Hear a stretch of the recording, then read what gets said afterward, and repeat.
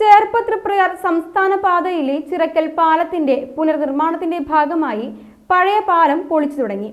Approach റോഡിലെ സ്ഥലപരിമിതി യാത്രക്കാരെ വലയ്ക്കുന്നു. ചിറക്കൽ തോടിന് സമാന്തരമായി ഉണ്ടായിരുന്ന പാലം കാലപ്പഴക്കത്താൽ ദ്രവിച്ചു തുടങ്ങിയിരുന്നു. സി മുകുന്ദൻ MLAയുടെ ശ്രമഫലമായി പൊതുമരാമത്ത് വകുപ്പ് പ്ലാൻ ഫണ്ടിൽ ഉൾപ്പെടുത്തി 5,30,00,000 രൂപ വിനിയോഗിച്ചാണ് പുതിയ പാലം നിർമ്മിക്കുന്നത്.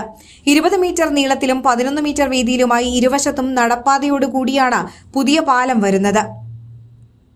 16 മീറ്റർ നീളവും 7.20 മീറ്റർ വീതിയുമാണ് നിലവിലെ പാലത്തിനുണ്ടായിരുന്നത്. നവംബറോടെ പൊളിക്കൽ പൂർത്തിയാക്കി ഉടൻ തന്നെ നിർമ്മാണം തുടങ്ങുമെന്നാണ് അധികൃതർ അറിയിച്ചിരിക്കുന്നത്. അപ്രോച്ച് റോഡിന് സ്ഥലമില്ലാത്തതായിരുന്നു പാലം നിർമ്മാണത്തിന് തടസ്സമായിരുന്നത്.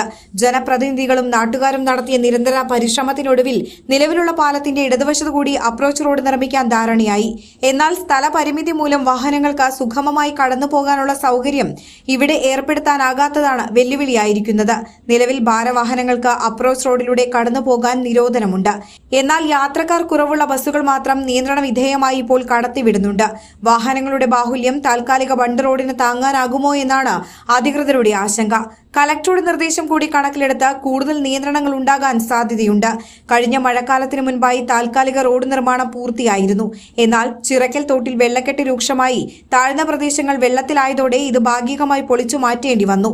തുടർന്നാണ് ഇത് ബലപ്പെടുത്തി വാഹനങ്ങൾക്ക് കടന്നുപോകാവുന്ന വിധമാക്കിയത്. അതിനാൽ അടുത്ത മഴക്കാലത്തിന് മുൻപ് തന്നെ പുതിയ പാലത്തിന്റെ നിർമ്മാണം പൂർത്തിയാക്കാനുള്ള അശ്രാന്ത പരിശ്രമത്തിലാണ് പൊതുമരാമത്ത് അധികൃതരും ജനപ്രതിനിധികളും.